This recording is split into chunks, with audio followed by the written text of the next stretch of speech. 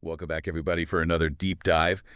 This one is really for the hardcore Canibus fans. Absolutely. We're going to be looking at Poet Laureate II today, and we've got the lyrics up here on YouTube, and man, this is just one of the densest Canibus tracks, even for Canibus. Yeah, it's a lot to unpack. So what is it about this one that just makes it so uniquely Canibus? Well, I think what's so fascinating about Poet Laureate II is how Canibus, constructs this persona almost like a character you'd find in, a science fiction novel. Right. He's not just an MC. He's like an organic supercomputer wielding two blumetric rulers.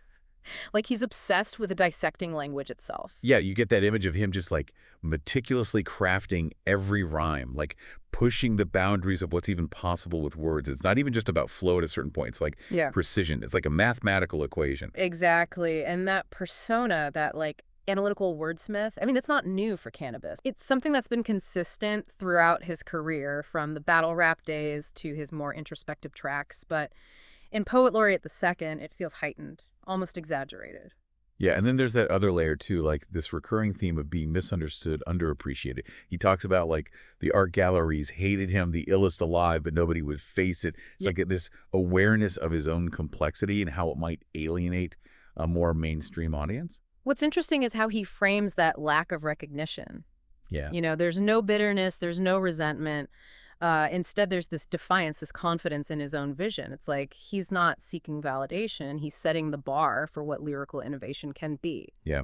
And he even uses that metaphor of spinning out of control like a Class 5 hurricane. Yeah. Embracing the chaos, the intensity of his own creative process, even if it leads to him clashing with the industry. And that brings up an interesting point. I mean, Canibus, he's not afraid to push back against expectations, even within the world of underground hip hop. You think about that line banned from the Hip Hop Hall of Fame.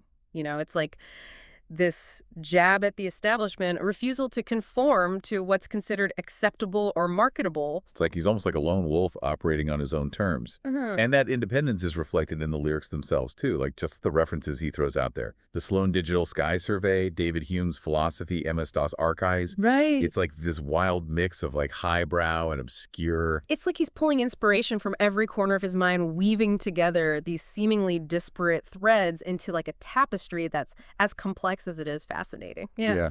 And that's what makes Poet Laureate II so rewarding for the dedicated listener. Right. It demands your attention, your willingness to dig deeper, to unpack those layers of meaning. And speaking of unpacking, there's this passage that, I don't know, it always just blows my mind. Deduct the position of canvas, the precision of something no other has written way above and beyond what was intended, the unparalleled, malleable enunciation of a sentence. It's like meta-commentary on his own style. Absolutely. He's not just rapping. He's dissecting the very act of rapping, analyzing his own place within the lyrical landscape. Right. And the way he crafts those lines, the internal rhymes, the alliteration, it's like a sonic demonstration of his mastery. He's showing you, not just telling you what he's capable of. It's not just braggadocio. He can back it up.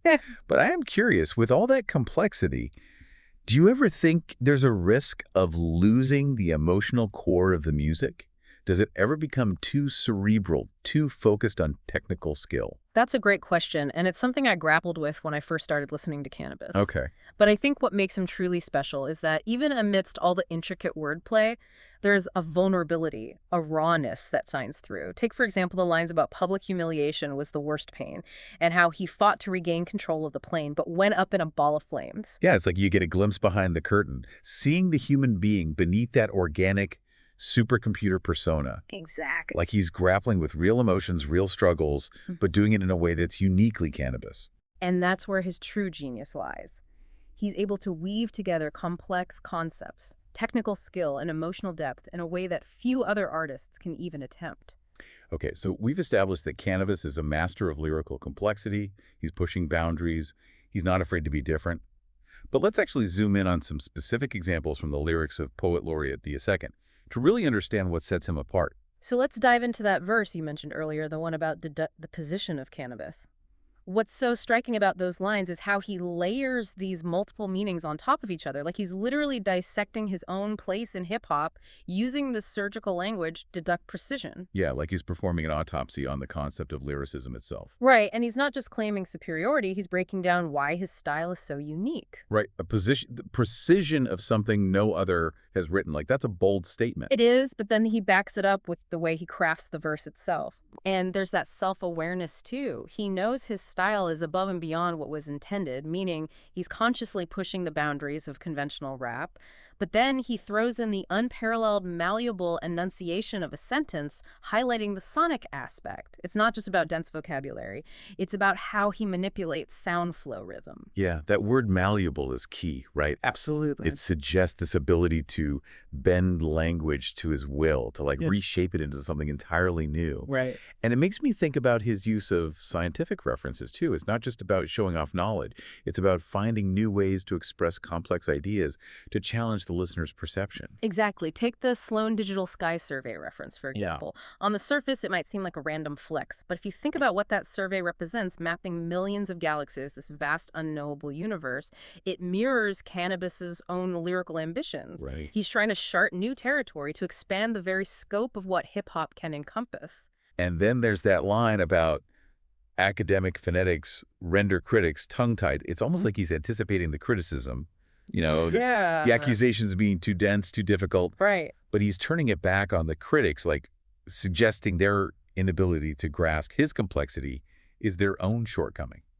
It's a power move for sure. Yeah. He's not trying to win them over. He's daring them to keep up. And then he throws in personify dry humor come loudly alumni, which could be interpreted in a few ways. Okay, break that down for me, the dry humor. I get it. He's got that subtle wit, those layered meanings that might go over some people's heads.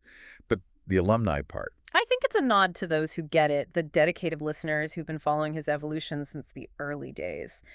He's acknowledging that his music isn't for everyone, but for those who've put in the time, who've studied his work, there's a deeper connection, a shared understanding. it's almost like an inside joke, a secret handshake between Canibus and his core audience. Right. And then later in the track, there's that line about dialysis and analysis or bad lumps. Sometimes it seems like he's acknowledging the toll that this level of lyrical intensity can take even on himself. There's a vulnerability there, a hint of self-doubt. He's admitting that his own mind can be a dangerous place, that the process of dissecting language, of constantly analyzing and refining, can lead to isolation, to a feeling of being misunderstood. And then he takes it a step further. I say things. I myself can't believe my lyrical is so skillfully elliptical. I can understand how it makes you miserable. It's almost like a confession.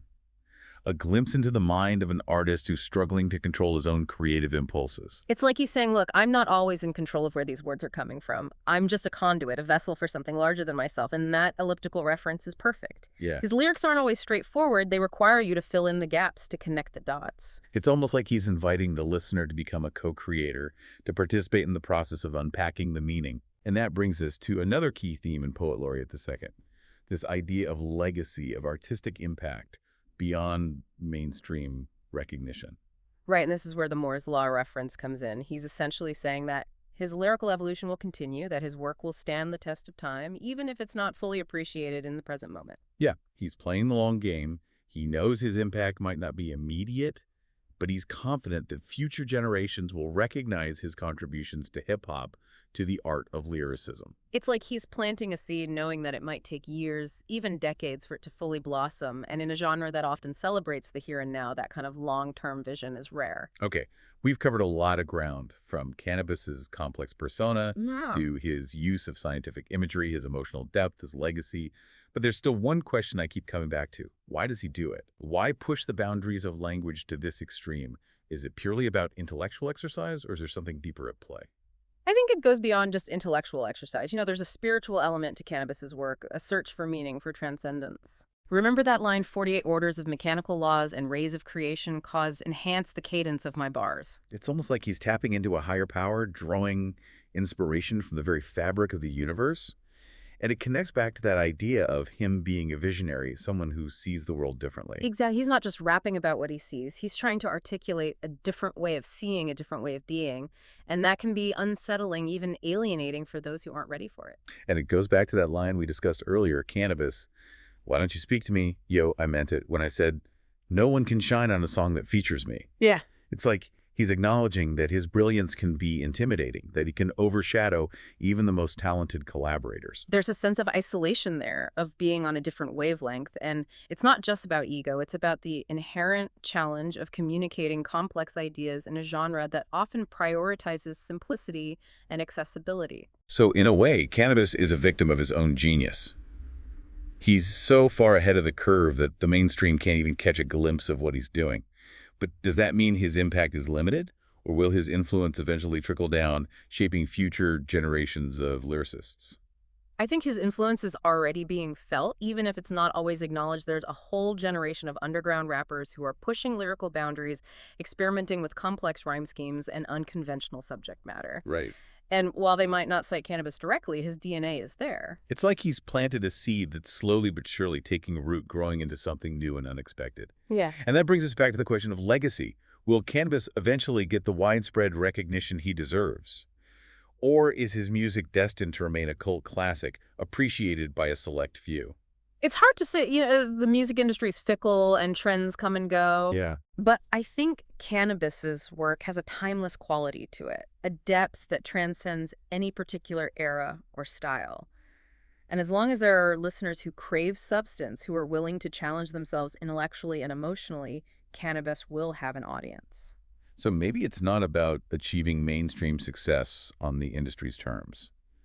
Maybe his legacy will be built on inspiring a new generation of artists to push the boundaries of what hip-hop can be, to see lyrics not just as entertainment, but as a form of high art. Exactly, and that's a legacy worth celebrating. Well said. So to all the Canibus heads out there, keep digging, keep exploring. And to those who are just discovering his work, prepare to have your mind blown. This is hip-hop for the thinking person, for the listener who's not afraid to venture into the unknown. And on that note, we'll leave you with this.